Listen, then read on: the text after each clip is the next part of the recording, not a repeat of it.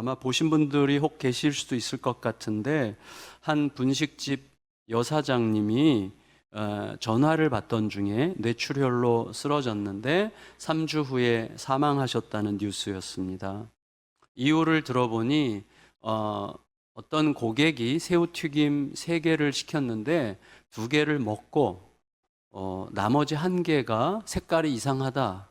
그래서 사진을 찍어가지고 환불을 요청한 거예요. 새우튀김 전체 환불을 하면서 굉장히 심한 모욕을 줬나 봐요. 이 여사장님 가정은 부부가 얼마 후에 태어날 외손주를 기다리고 있는 중인 그런 가정이었는데 굉장히 심한 모욕을 주었고, 그리고 그 진상 고객이 배달 대행 업체 대기업인데 거기까지 전화를 해서 막 불만을 호소하고 환불을 막 강하게 요청하니까 배달 대행 업체가 이 분식집 사장님에게 전화를 해가지고 이 업체 사장님의 입장은 전혀 고려하지 않은 채 계속해서 주의해달라 이런 말만 하면서 이분이 너무 억울하니까 막 억울함을 하소연하다가 쓰러지신 거예요. 근데 쓰러졌다는 이야기를 듣고도 그쪽에서 대행업체에서는 계속해서 그래도 주의해달라고 계속 얘기한 거예요. 그 목소리가 다 이제 뉴스에 나왔는데 너무 화가 나더라고요. 그래서 외손주 출산일을 기다리던 한 가정이 깨졌어요.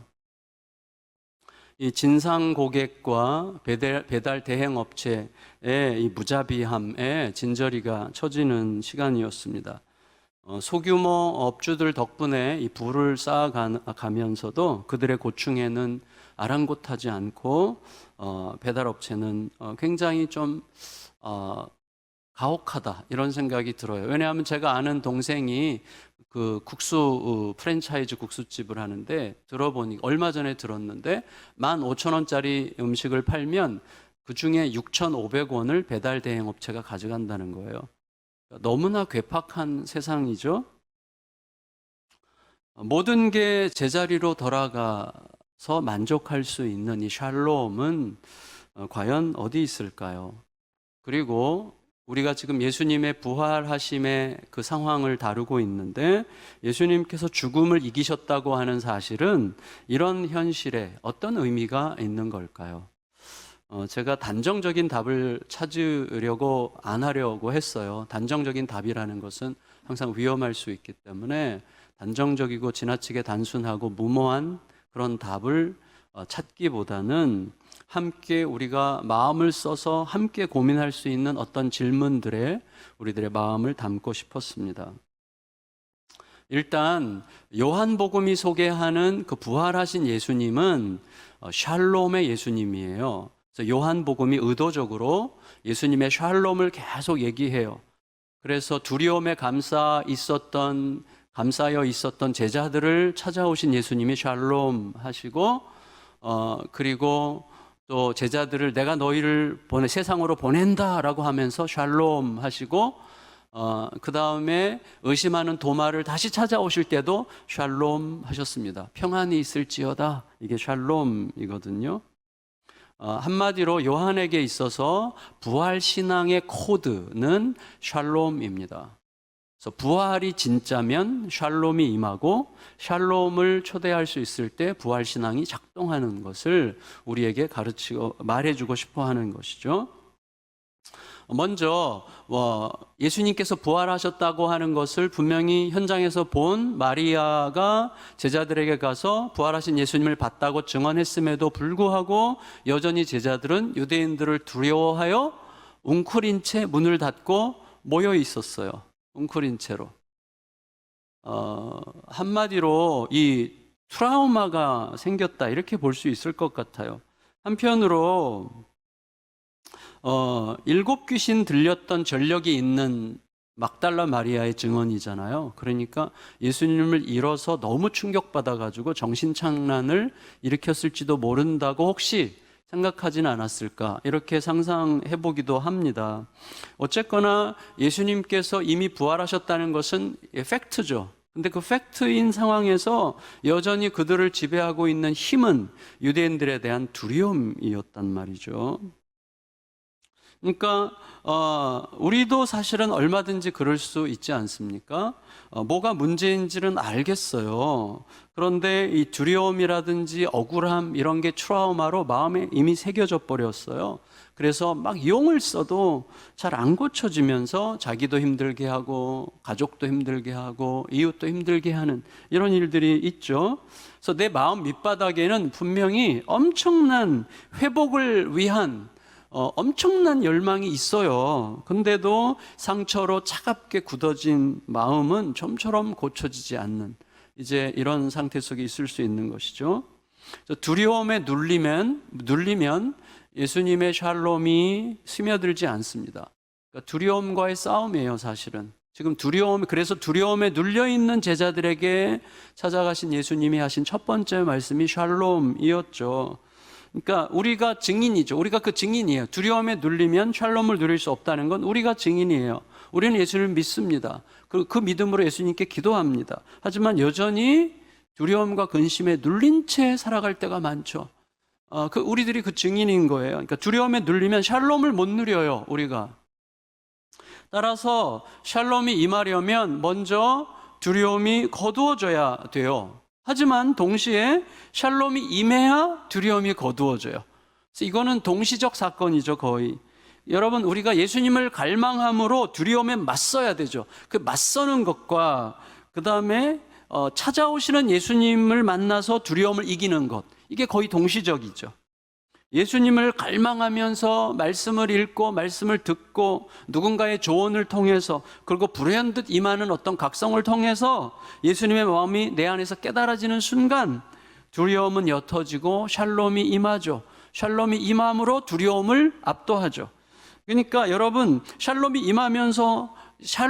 임하는 것과 두려움 사이에는 미묘한 동시적 관계가 있어요. 그래서 내가 두려움에 맞설 때 샬롬을 초대할 준비가 되고 샬롬이 임할 때 두려움을 이기게 되는 것 같습니다.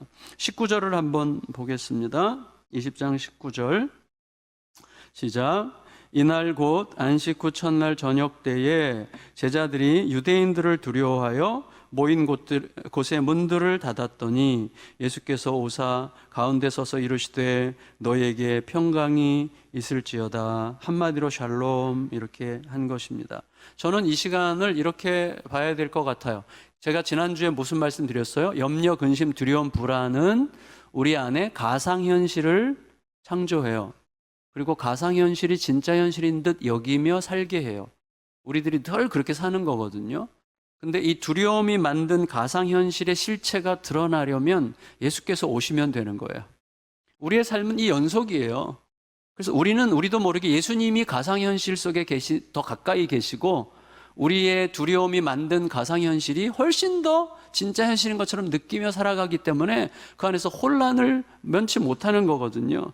그래서 두려움이 만든 가상현실의 실체가 드러나고 하나님의 진짜 현실에 눈을 뜨는 시간이 바로 예수 그리스도 앞에 서는, 예수 그리스도가 전하시는 샬롬을 내 마음에 받아들이는 그런 시간이라고 할 수가 있습니다. 그래서 내가 만든 이 가상현실의 허상과 실상을 드러내시고 내가 붙들어야 될 진짜 실체를 보게 하시는 예수님의 모습이 한없이 다정하세요. 너무 따뜻해지는데, 그래서 어떻게 하십니까? 찾아와서 손과 옆구리를 보여주세요. 여러분 20절 읽습니다. 20절 시작. 이 말씀을 하시고 손과 옆구리를 보이시니 제자들이 주를 보고 기뻐하더라. 성경 복음서 곳곳에 아주 다정하신 예수님의 모습을 상상하고도 남을 만한 그림들이 몇 그림이 있지만 그 중에 저는 이게 대표적인 그림이 아닌가 이런 생각이 들었어요. 제가요 이제 신대원 학생일 때 제 속에서 이미지가 아주 완고하고 권위적이고 무서운 아주 초대형 교회 담임 목사의 이미지가 아주 각인됐던 그 김창인 목사님, 그분의 이미지가 다정한 아버지의 이미지로 바뀌는 데는 하루면 충분했습니다.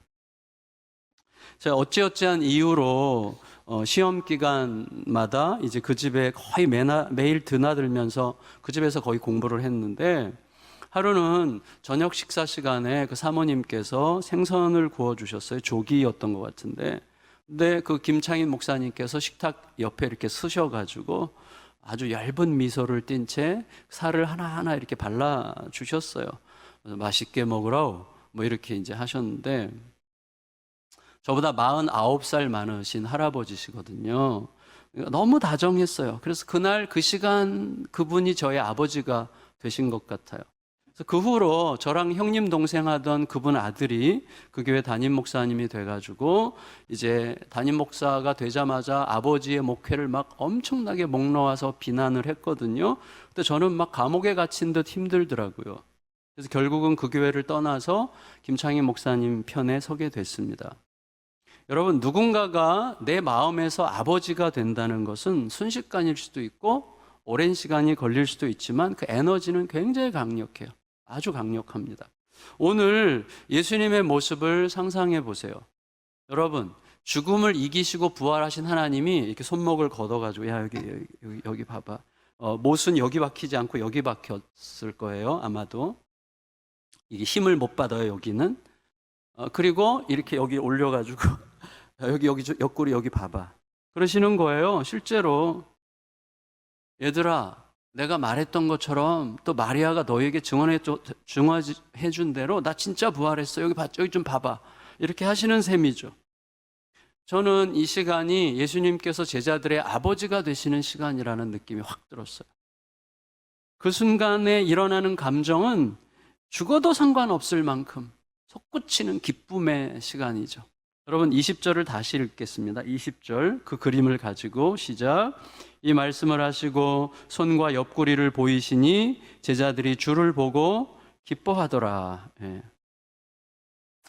예수님께서 전하시는 샬롬은 죽으신 줄 알았던 스승이 살아나셨기 때문에 누릴 수 있었던 샬롬이었어요.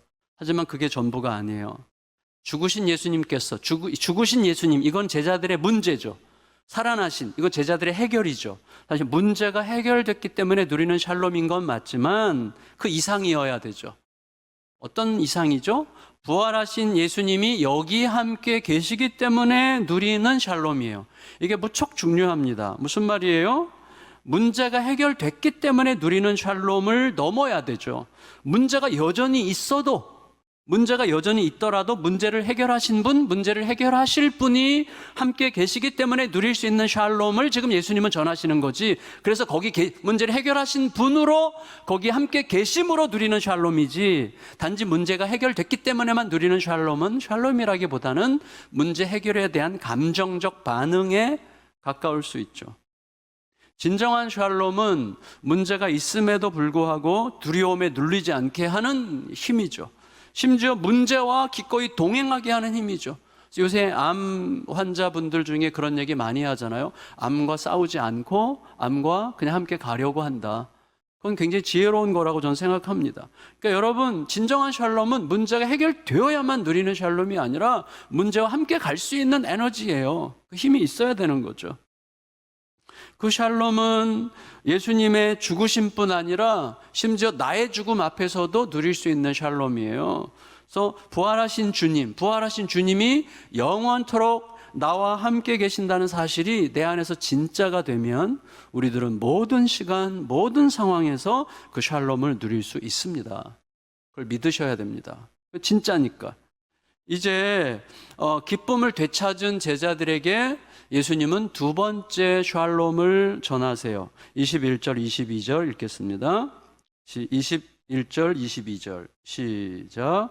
예수께서 또 이르시되 너희에게 평강이 있을지어다. 아버지께서 나를 보내신 것 같이 나도 너희를 보내노라. 이 말씀을 하시고 그들을 향하사 숨을 내쉬며 이르시되 성령을 받으라. 우리를 가족에게로, 이웃에게로, 세상에게로 보내시면서 주시는 샬롬이죠. 그러니까 보내시는 샬롬이에요. 그러니까 두려움을 이기게 하는 샬롬을 전하셨고, 이제는 우리를 파송하는, 세상으로 파송하는 샬롬을 전하시는 거죠.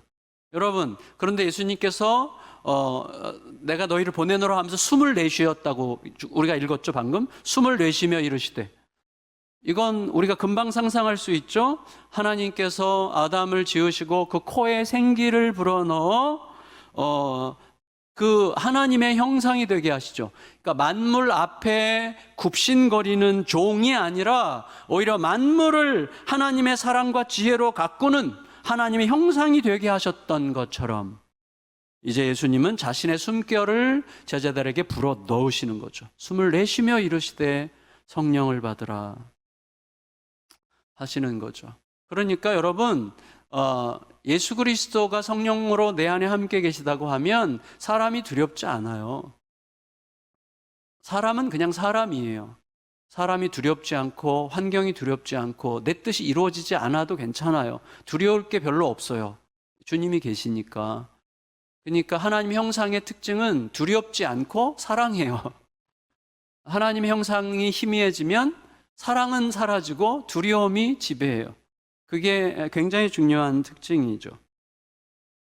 그래서 우리를 예수님은 자신의 숨결을 우리들에게 불어넣으심으로 우리를 성령의 사람으로 새롭게 빚으시겠다는 의지를 표현하신 거죠. 이제 예수님께서 곧 보내실 성령을 통해서 이 역사와 현실에 대한 우리들의 의심과 두려움이 우리를 사로잡지 못하도록, 우리가 그런 역사와 현실에 대한 의심과 두려움에 눌리지 않고 오히려 하나님을 등지고 방황하고 있는 현실의 본질을 꿰뚫어 보면서 하나님의 풍성한 기쁨을 누리고 그 기쁨을 전하고 그 기쁨을 확장시키는 이 샬롬을 지금 주시면서 내가 너희를 보내노니 이렇게 말씀하시는 것입니다. 결국 두려움을 이기게 하는 일도 예수님의 마음을 세상에 펼치는 일도 샬롬이 하는 거죠. 그 샬롬은 언제 우리의 것이 됩니까? 깊은 기도를 통해서 예수님을 기억하고 그의 임재를 온몸으로 느낄 때 재현되는 거죠. 오늘 시편 18편의 다윗의 고백처럼 하나님이 온몸으로 느껴지는 거죠. 하나님을 막 노래하는 거예요. 나의 반석, 나의 요새, 나의 피난처, 나의 피할 바위시요. 막 이거 뭐예요? 하나님의 임재가 막 느껴지는 거예요. 온몸으로. 그때 재현되는 거예요. 우리 안에서 이 샬롬의 능력이. 저는요, 누구보다도 제 아내를 이렇게 기억할 때, 제가 자꾸 팔불출이 되어 가는 것 같은데, 이렇게 목양실에서도 막 이렇게 뭐 말씀 준비하다가 아내가 문을 열고 이렇게 툭 들어올 때요, 여기가 막 이렇게 뛰어요. 예, 희한해요. 제가 무슨 병에 걸렸나 봐요. 이렇게 두구두구두구 뛰면서 막 그렇게 행복해지는 거예요. 그러니까 여러분, 제가 누구보다 아내를 생각할 때, 또 때로는 아주 제가 신뢰하고 사랑하는 친구들, 또 우리 동역자들을 이렇게 떠올릴 때 아무것도 부럽지 않을 만큼의 만족과 힘을 느낍니다. 그런데 소위 말하는 그 존재적 외로움이라는 거 있잖아요. 존재적 외로움. 그러니까 아무리 생각해도 뭐 부족한 게 없어요. 근데 이유 없이 허탈해지는 때, 이거 누가 존재의 고독이라 그랬는데, 존재적 외로움을 느낄 때가 되면 누가 나에게 있다, 내가 무엇을 가졌다, 내가 뭘 누리고 있다, 이것만으로는 완전히 역부족이에요. 그 외로움과 그 이상한 서러움 비슷한 외로움을 이겨낼 수 있는 힘이 없고요, 아무것도 하기 싫어지고 막막해지는 거예요. 그때 기도하는 거죠. 기도하는 이유는 뭐냐면 내 존재 자체를 영원토록 그의 빛나는 사랑으로 감싼 그 손길을 느끼기 위해서예요. 나를 위해 생명을 바치신 창조주의 손길을 현실감 있게 느끼고 싶어서예요. 내가 이걸 해야 되겠다, 저걸 해야 되겠다, 이걸 꼭 성취하고 관철시켜야 되겠다, 이렇게 하려고 하는 힘을 다 빼고 그저 크신 하나님께 맡기려고 주님의 이름을 부르고 또 부릅니다. 그의 사랑과 능력을 묵상하고 또 묵상합니다. 내가 뭘 더할 필요도 없이 그가 모든 일을 이미 이루셨고 나는 이미 영원한 열매를 선물로 받았다고 하는 사실을 고백하고 또 고백합니다. 그때 서서히 나를 안으시는 예수님의 손길이 느껴지기 시작해요. 예수의 부활이 내 부활로 믿어져요. 그러면 어떻게 돼요? 망해도 괜찮고 죽어도 괜찮을 만큼 평강이 다시 이렇게 솟아오르죠. 그 샬롬으로 일어나는 거예요. 그 샬롬으로 일어나서 목양실로 다시 가서 말씀 준비를 계속하고, 그 샬롬으로 일어나서 또다시 막 복잡하고 힘든, 너무 부담스러워 죽겠는 의제가 이슈가 있는 그 회의실로 다시 들어가고, 또 그 샬롬으로 내가 이거 괜히 수락했나, 막 외부 집회를 괜히 수락했을 때 막 그때는 괜찮을 것 같아서 했는데 다가오면 막 너무 부담스럽고 너무 힘들고 막 후회가 되는 그런 집회들이 많거든요. 근데 그 샬롬으로 그 부담스러웠던 집회가 기대가 되는 그 집회로 바뀌는 신비를 경험하면서 준비하게 되는 거예요. 바울은 그걸 알았죠. 바울은. 그래서 예수님이 말씀하시는 건 뭐냐면, 아버지께서 나를 보내신 것 같이 나도 너희를 보내노라. 그 말은 뭐죠? 아버지께서 예수님을 보내실 때 예수님 자신이 누리셨던 샬롬을 나도 너희에게 주노라. 예수님께서 아버지의 보내심을 받아 갔던 그곳은 원수들이 드글거리는 곳인데, 그곳으로 갈 때 예수님은 샬롬으로 그곳으로 가신 거고, 그 샬롬을 내가 너희에게 주어 보내노라, 이게 말씀하시는 거죠. 사도 바울은 그래서 골로새서 4장 15절에서 뭐라 그랬습니까? 그리스도의 평강이, 그리스도의 샬롬이 너희 마음을 주장하게 하라. 그리스도의 샬롬이 너희들의 마음을 주장하게 하라. 너희 마음에 흘러 넘치게 하라. 예수님께서는요, 우리를 보내시면서 우리의 가정으로, 누군가에게로, 이웃에게로, 세상으로 보내시면서 온전한 사랑과 신뢰가 감싸고 있는 자기가 누리셨던 그 샬롬이 우리들의 마음에 흐르게 하시는 거죠. 그 샬롬과 함께 우리들은 예수께서 가신 죽음을 이기는 그 길이 내 안에서도 가능할 수 있다는 것을 느낍니다.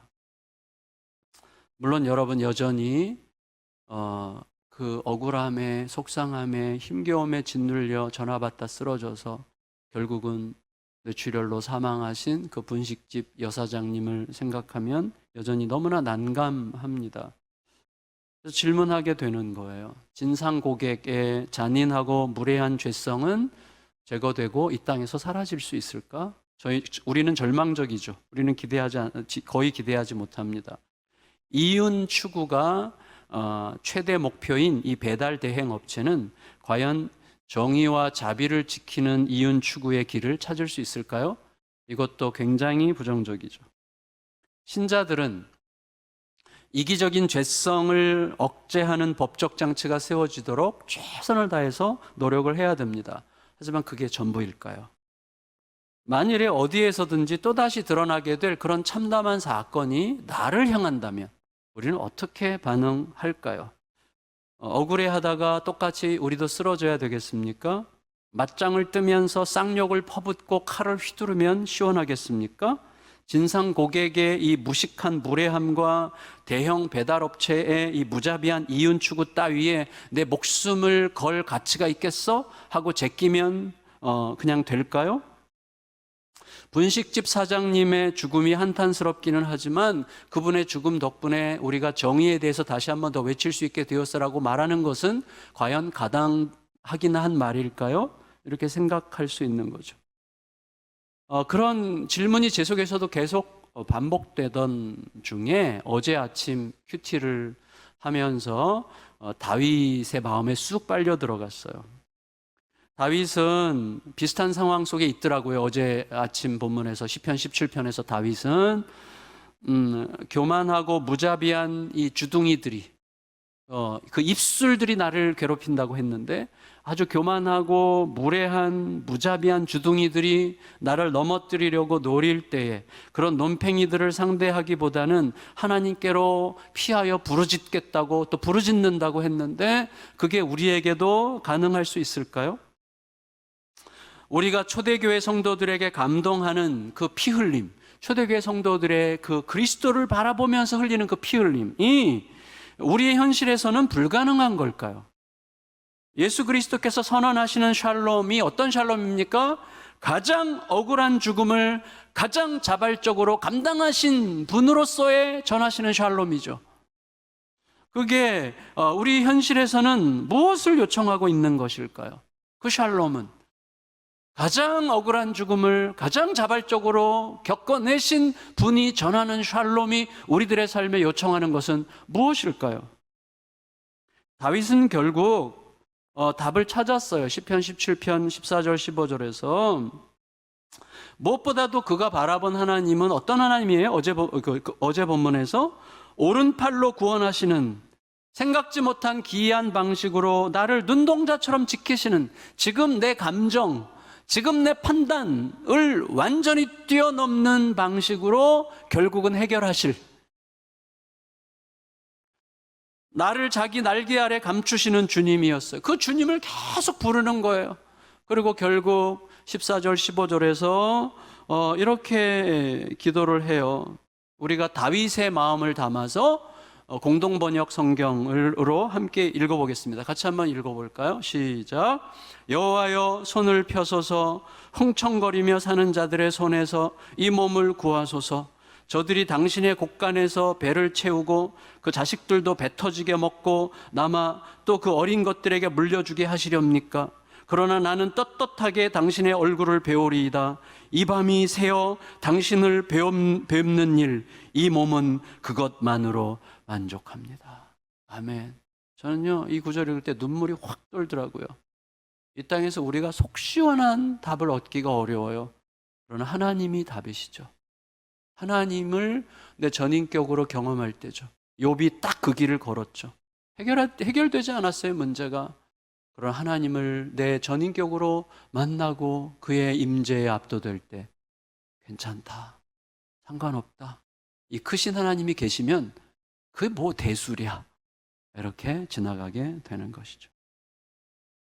주님이 주시는 샬롬과 함께 보냄받는 우리는 여러분, 하나님을 거역하는 이 세상, 그리고 하나님을 거역하는 세상에 길들여진, 그리고 그 세상을 추종하는 자들을 어떻게 상대해야 할까요?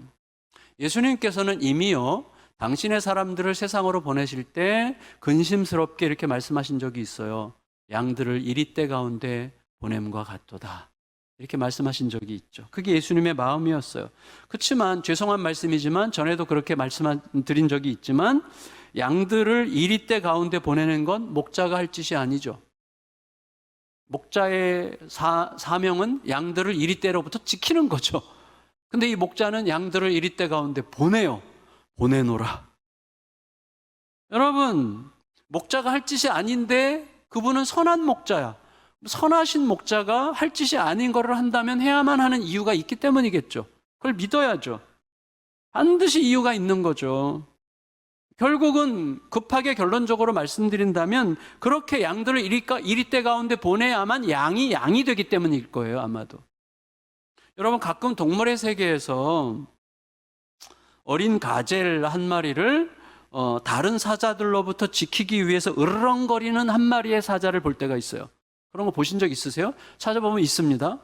연약한 그 사자들의 먹잇감 한 마리를 보호하기 위해서 다른 사자들에게 막 으르렁거리면서 지키려고 하는 사자가 있어요. 동영상으로 전 몇 번 봤는데, 여러분, 처절한 약육강식의 세계에서 그 강하고 사나운 육식동물을 그렇게 자비로운 보호자로 만든 힘은 뭐였을까요?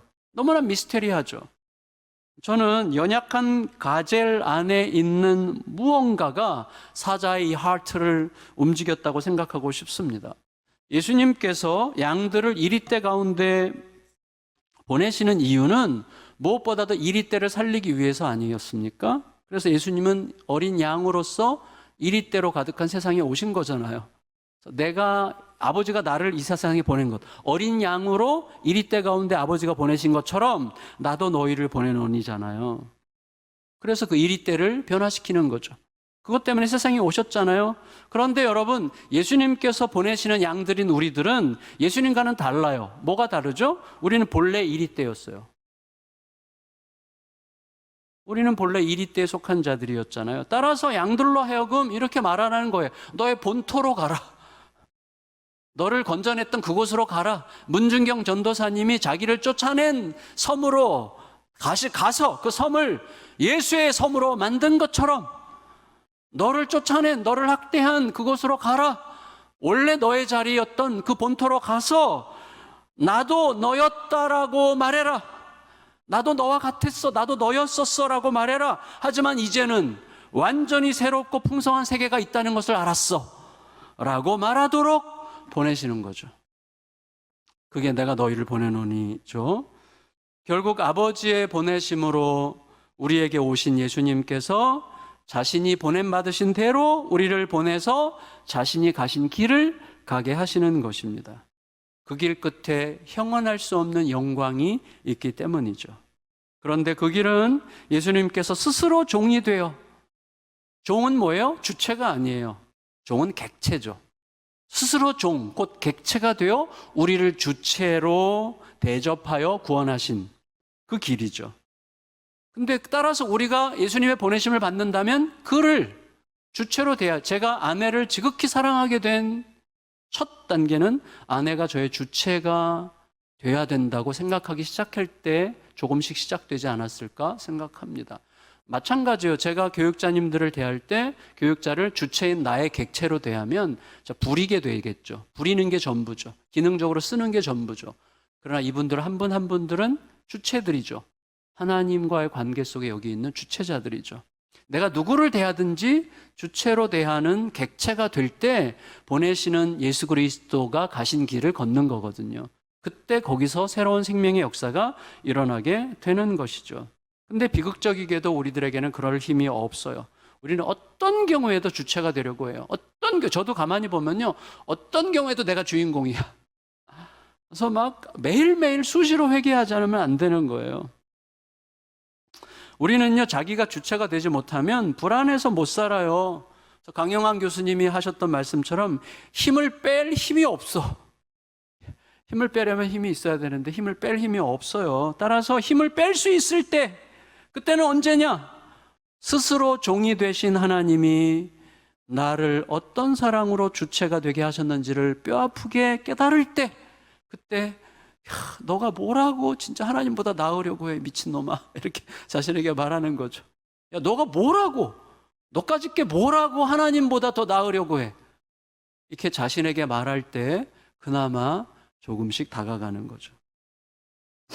내 안에서 그 일을 이루시는 분은 바로 성령님이세요. 22절, 23절 읽습니다. 22절, 23절 시작.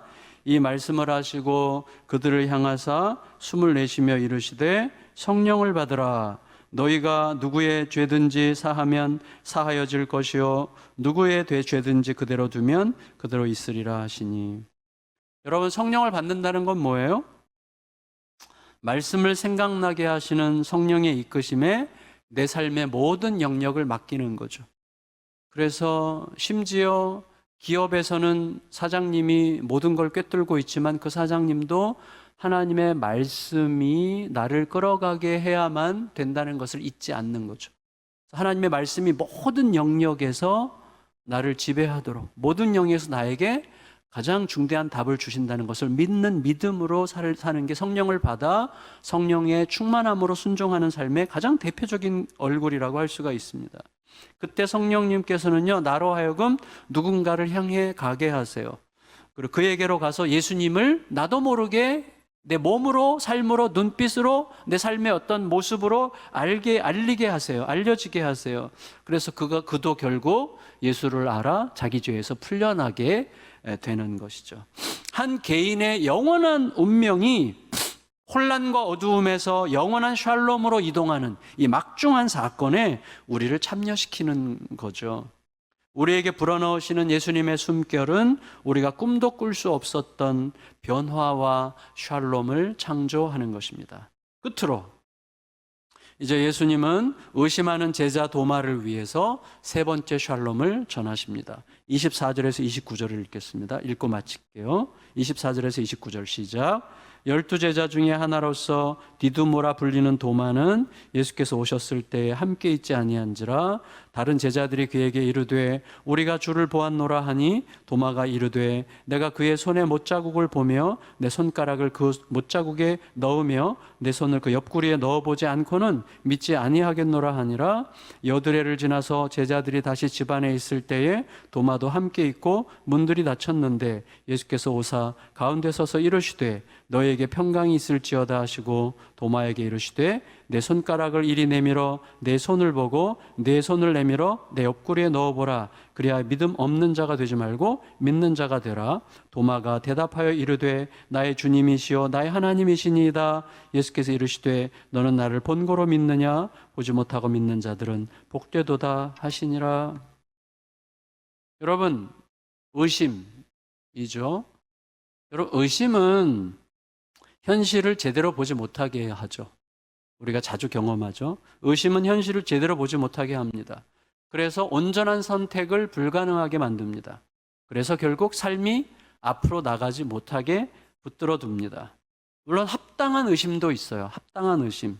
그래서 의심할 수밖에 없는 상황에서도 과도하게 믿음을 내세우는 것은 약간 병적이기도 합니다. 하지만 생각해 보세요.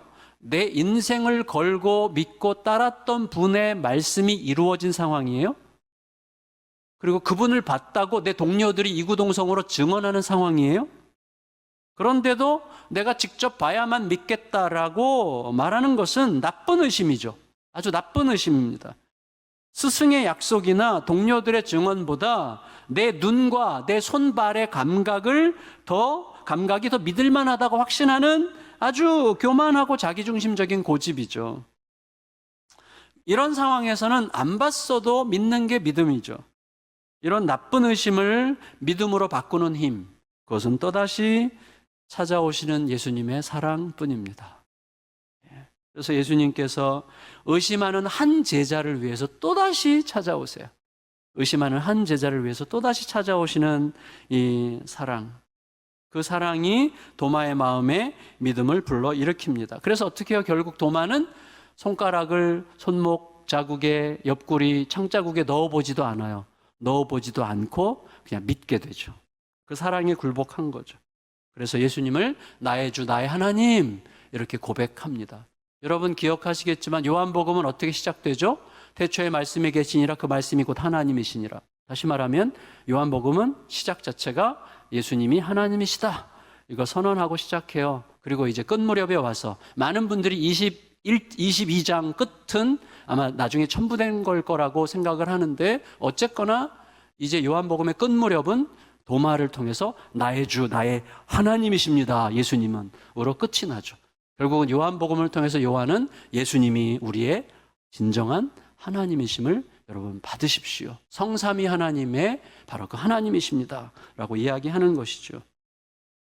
도마는 이제 증거와 무관하게 믿는 사람으로 변했어요. 도마가 어떤 길을 갔는지 우리가 전설을 통해서 잘 알고 있죠. 인도의 복음화의 초석이 됐다고 이야기하고 있습니다. 그렇다면 여러분, 여기 계신 여러분들 복된 분들이죠. 예수님을 본 적도 없이 어느새 이렇게 예수님을 믿고 있는 여러분 모두는 예수님의 말씀대로 복된 자들이죠. 나를 본고로 믿느냐? 보지 못하고 믿는 자들은 복되도다. 바로 여러분들, 우리들이에요. 여러분, 그 길 위에 우리가 서 있습니다. 예수께서 전하시는 샬롬을 받아서 모든 상황에서 두려움과 의심을 몰아내고 가족과 세상으로 보냄을 받아서 우리에게 주어진 샬롬을 확장하도록 보냄을 받은 우리들, 죽었다가 살아나신 예수님을 품는, 죽었다 살아나신 예수님이 진짜가 되는 그 샬롬은 시간이 다소 걸리더라도 괜찮아요. 결국은 나와 가족과 이웃과 세상에 빛이 되고 소금이 되고야 말 것입니다. 그 은혜 가운데 함께 걷는 우리 모두의 영광의 길을 서로 확인하며 갈 수 있게 되기를 예수님의 이름으로 축원합니다.